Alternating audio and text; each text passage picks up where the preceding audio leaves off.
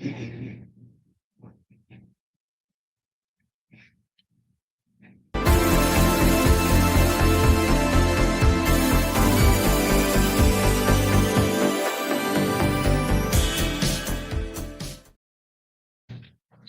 what's going on, everybody? Christian Ballard, sports journalist here at Ballard Sports Media. Kind of slacking a little bit with these team previews. I think I've only done the one with Alabama so far, but hit that thumbs up, hit that subscribe button.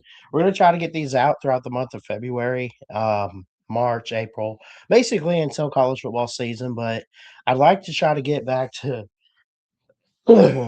excuse me, been under the weather a little bit. Um, like to get back to try to do some of these and hopefully get every Power Four team if we can. That's still a big goal of mine is to have at least one off season where we actually do it. And it's not impossible. It's just very challenging. I know sometimes I might have to take a day or two to record multiple and multiple and multiple, but we'll see. We'll see what we can get done this off season. But definitely want to hear from you guys in the comments on LSU. That's who we're going to be looking at today, the LSU Tigers. Um, who was it that someone commented the other day? I can't remember who it was, but shout out to whoever it was that left the comment saying do LSU next. Um, but yeah, we will definitely look at them today. So you look at what they did last year, 7-6 overall. They've gotten rid of Brian Kelly. He's out the door. 3-5 in conference play. Lost their last two games. They did beat up on teams like Clemson. They beat Florida. Um, they did beat South Carolina. They beat Arkansas. Not that that's really much, although it is a big rivalry game. But they did struggle against Arkansas, which on one hand, I would like to say, yeah, that's just a thing of rivalries as you struggle. But on the other hand, Arkansas is really not that good. They only won it by 1 point.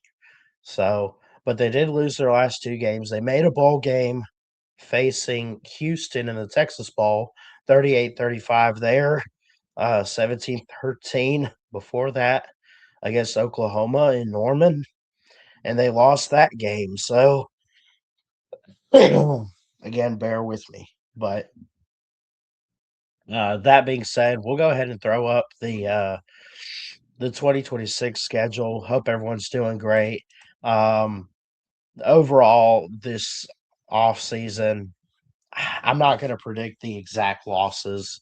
It's you can talk about them, but I just like to try to predict a basic record for every Power Four team that we look at. So we'll get to that in a second. We definitely got to look at the schedule, what it holds. Again, they played Clemson in Clemson last year. This is a home and home, and they will host the Tigers of Clemson on Saturday, September 5th, this time in Baton Rouge. So then they have Louisiana Tech. They go to Ole Miss. They play Texas A&M, who I believe is a team they did not get last year. That's a big rivalry within the SEC. McNeese Cowboys. I don't even know where that is or who that is, but um, okay, that's winnable. You lose that, you're basically Lane Kiffin is a laughing stock. I don't think he's going to lose games like that. At Kentucky, Mississippi State, at Auburn, bye week, perfect timing because you got an interesting stretch here. Alabama, Texas, both at home, at Tennessee, and at Arkansas. This is a manageable schedule to start. I have not looked at Clemson yet, so for that first game, I mean, I'll kind of not necessarily doing game by game this time around, but my gut says that Clemson will probably be better than LSU overall next season. but I keep saying that for teams like Clemson, and they keep not showing up and pissing me off. So I'm going to take LSU in that game. Obviously, you take them somewhere with La Tech, a team like that. Not a bad program, not a bad team. It's just, LSU's in the SEC. They're miles ahead. It is what it is. At Ole Miss, this gets interesting with Pete Golding as the head coach for the Rebels. And then Lane Kiffin going to Oxford, who's now at LSU, of course, the new head coach, Lane Kiffin. Big name in college football, big name in the SEC right now. Can he beat his former team? That is a game that'll be circled on September 19th. I'm not sure about the rest of the schedule that weekend, but I would assume SEC Nation's out there to open conference play.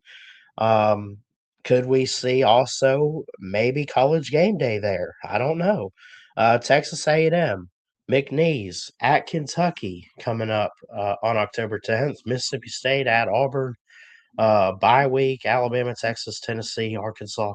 Anyway,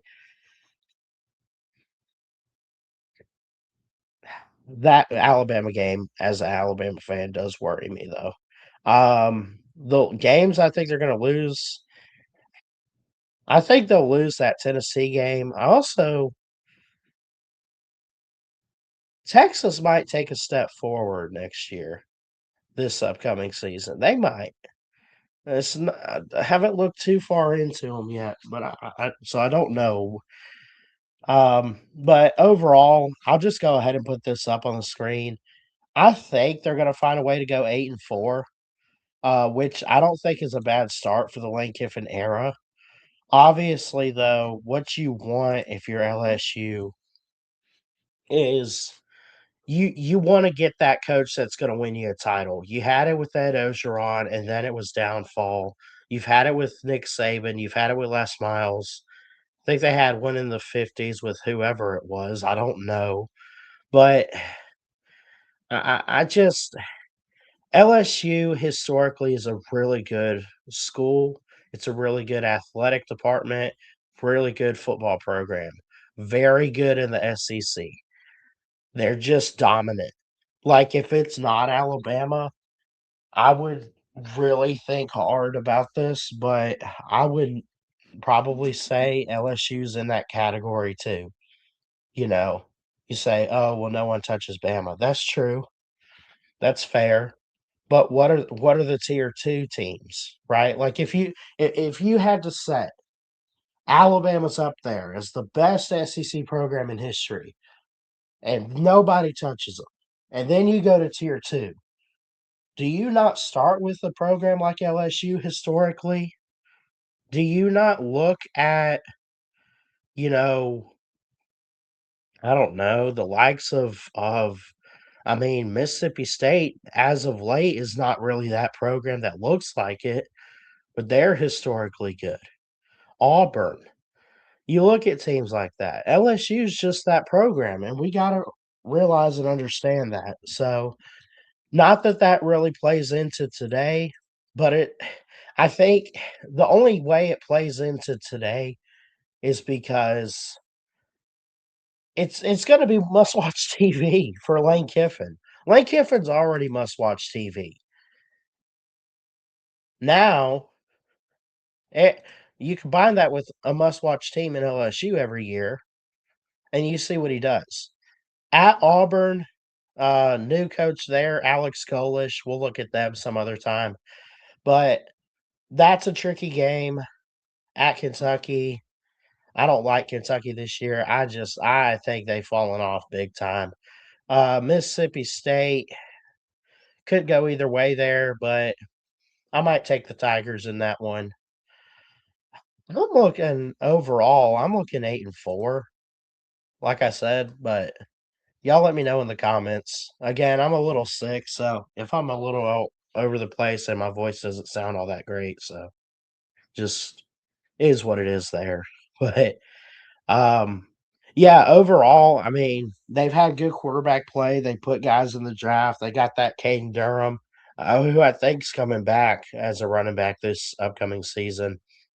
um, for the offense, Caden Durham, and you also look at the transfers for LSU. I believe they brought in quite a bit. Well, let me see here what they've done. They brought in a lot of guys from Ole Miss. TJ Daughtery is a linebacker. Crenswell Ume Mialen is a 5-star transfer, one of the top edge rushers in the SEC last year. Baylor safety Mason Dossett, Jordan Seaton from Colorado is an offensive tackle, 5-star recruit. Zach Grace from Oregon is a tight end. I could go down the list. They did bring in Houston. Longstreet is from USC, quarterback. So always highlight the quarterback. Sam Levitt, though, that's what I was missing here. That's actually what's going to be interesting. Sam Levitt, big time player out of the portal. Remember ASU, Arizona State had the first round bye a couple years ago. We had the first 12-team playoff. He had a hell of a season that year. He had a great season last year too. Not sure what led up to him transferring from Arizona State, but he enters the portal and he's coming in to play quarterback for Lane Kiffin. And keep in mind, Lane Kiffin's an offensive mind. He's a genius. So, I mean, you look at all that, everything I've had to say this morning, you just kind of combine it all together. And I think the pieces will fit. I do think Lane Kiffin's going to win a national title or two, maybe at LSU. I really believe that. And I'm saying that with a straight face. I'm not laughing or nothing, but I don't think it's a year one situation. Again, I got them 8-4. Got to hear from you guys in the comments section and let me know how we feeling, LSU fans. Um, Shout out to Goose Sports. Shout out to Tiger Cat. Who else we got LSU wise? Flamin' Sports Media. Y'all go check him out. Comment if you want to, buddy, and drop your channel link and all that. Um, but yeah, shout out to the LSU fans. Nothing but love and respect. We got a few good ones in this community, and I know I'm an Alabama guy, Alabama fan, and everything. I kind of, you know, I really hate LSU. I've never really hated LSU. Now it stings to lose a rivalry game to them every once in a while, but I've never really had much beef with them like I have Tennessee or Auburn growing up. So that's just not how I was raised. So. Anyway, I love you guys. Jesus loves you. Keep your head up. God bless. Thank you so much. And we'll see you next time here at BSM.